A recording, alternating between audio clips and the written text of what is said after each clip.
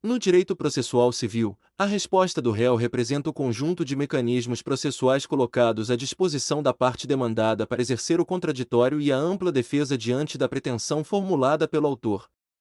Após a citação válida, surge para o réu o ônus de se manifestar no prazo legal, apresentando sua resistência à demanda por meio das modalidades defensivas previstas no Código de Processo Civil, especialmente a contestação, a reconvenção e outras formas de resposta admitidas pelo ordenamento jurídico. A resposta do réu possui enorme relevância prática e teórica, pois concretiza princípios constitucionais fundamentais, como o devido processo legal, o contraditório, a igualdade processual e a cooperação entre os sujeitos do processo. O processo civil contemporâneo deixou de ser visto apenas como instrumento técnico de resolução de conflitos para assumir função constitucional voltada à tutela adequada, efetiva e tempestiva dos direitos. De modo que a atuação defensiva do réu deve ser compreendida dentro dessa lógica democrática e participativa. A contestação constitui a principal modalidade de resposta do réu. Trata-se da peça processual por meio da qual o demandado apresenta defesa contra a pretensão deduzida pelo autor, impugnando fatos, fundamentos jurídicos e pedidos formulados na petição inicial. O prazo para apresentação da contestação, em regra, é de 15 dias úteis, contados na forma prevista pelo Código de Processo Civil, observando-se as peculiaridades referentes à citação, ao comparecimento espontâneo e às hipóteses de litisconsórcio. A contestação deve observar o princípio da concentração da defesa, segundo o qual cabe ao réu alegar, na primeira oportunidade de manifestação, toda a matéria defensiva de que dispuser, sob pena de preclusão. Em razão disso, o artigo 336 do Código de Processo Civil determina que compete ao réu alegar toda a matéria de defesa, expondo as razões de fato e de direito com que impugna o pedido do autor e especificando as provas que pretende produzir. Dentro da contestação, o réu pode apresentar defesas processuais e defesas de mérito.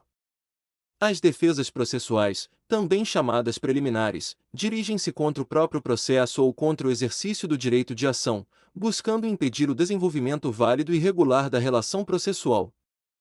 Entre as preliminares previstas no artigo 337 do Código de Processo Civil estão a inexistência ou nulidade da citação, a incompetência absoluta e relativa, a incorreção do valor da causa, a inépcia da petição inicial, a perempção, a litispendência, a coisa julgada, a conexão, a incapacidade da parte, o defeito de representação, a convenção de arbitragem e a ausência de legitimidade ou interesse processual.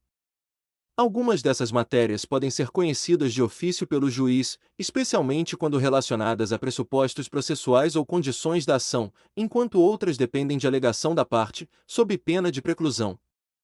A incompetência relativa, por exemplo, deve ser arguida em preliminar de contestação, sob pena de prorrogação da competência. Já as defesas de mérito podem ser diretas ou indiretas.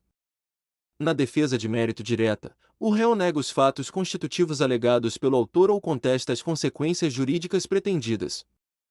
Na defesa indireta, o réu admite os fatos narrados pelo autor, mas apresenta fatos novos, modificativos, impeditivos ou extintivos do direito alegado. É o caso do pagamento, da prescrição, da decadência, da compensação, da novação e da transação.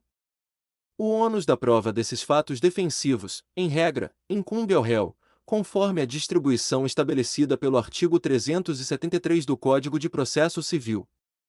A impugnação específica dos fatos alegados pelo autor também possui grande importância no sistema processual civil. Pelo princípio da impugnação específica, o réu deve manifestar-se precisamente sobre os fatos narrados na petição inicial, presumindo-se verdadeiros aqueles não impugnados, salvo hipóteses excepcionais previstas em lei. Essa regra busca garantir maior lealdade processual, delimitar o objeto litigioso e facilitar a atividade probatória. Contudo, a presunção de veracidade não se aplica quando não for admissível a confissão. Quando a petição inicial não estiver acompanhada do instrumento indispensável à prova do ato ou quando as alegações estiverem em contradição com a defesa considerada em seu conjunto. A contestação também deve observar os princípios da boa-fé objetiva e da cooperação processual. O réu não pode utilizar expedientes meramente protelatórios ou formular alegações sabidamente infundadas, sob pena de responsabilização por litigância de má-fé. O processo cooperativo exige comportamento ético de todos os sujeitos processuais, impondo deveres de lealdade, transparência e colaboração. Outro aspecto relevante refere-se à possibilidade de o réu formular pedido contraposto em face do autor, utilizando-se da reconvenção. A reconvenção é modalidade de resposta do réu pela qual ele formula pretensão própria contra o autor no mesmo processo em que está sendo demandado. Diferentemente da contestação, que possui natureza defensiva, a reconvenção possui caráter ofensivo, permitindo ampliação objetiva da demanda. O Código de Processo Civil de 2015 promoveu significativa simplificação do Instituto ao permitir que a reconvenção seja apresentada na própria contestação, dispensando peça autônoma. A reconvenção fundamenta-se nos princípios da economia processual, da celeridade e da instrumentalidade das formas, evitando a propositura de ação separada e possibilitando solução conjunta de pretensões conexas. Para que seja admissível, exige-se conexão entre a reconvenção e a ação principal ou com o fundamento da defesa. Essa conexão decorre da necessidade de compatibilidade lógica e jurídica entre as demandas, evitando tumulto processual. O réu reconvinte assume posição de autor em relação ao pedido reconvencional, enquanto o autor originário passa a ocupar posição de réu reconvindo. A reconvenção admite ampla variedade de pretensões, desde que compatíveis com o procedimento adotado e com a competência do juízo. Em ações indenizatórias, por exemplo, é comum que o réu apresente reconvenção buscando reparação de danos decorrentes do mesmo fato discutido na demanda principal. Em ações possessórias, também pode haver reconvenção relacionada ao domínio ou à proteção possessória. O processamento simultâneo da ação principal e da reconvenção permite julgamento conjunto, reduzindo o risco de decisões contraditórias e promovendo maior eficiência jurisdicional.